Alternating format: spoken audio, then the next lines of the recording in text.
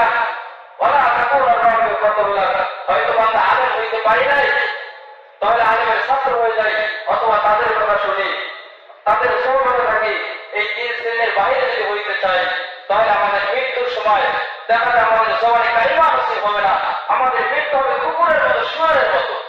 তো এই জন্য ভাই, যে কথাগুলো বললাম, সদা সর্বদা ওলামায়ে কেরামের সহমতে থাকবো, আলেম ওলামাদের থেকে পরামর্শ নিব, তারা যেভাবে বলে সেইভাবে চলবো।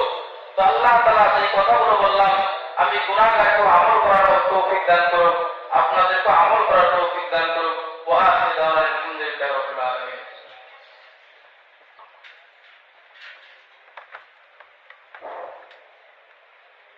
এখন কুরআন ও হাদিসের আলোকে অত্যন্ত গুরুত্বপূর্ণ তকবীর পেশ করবেন ইয়াকুব আলী জামে মসজিদের সম্মানিত ইমাম হযরত মাওলানা আব্দুর রাজ্জাক সাহেব।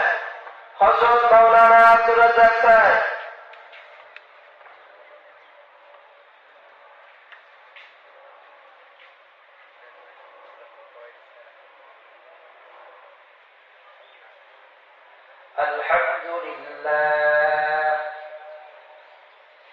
الحمد لله كفى وسلام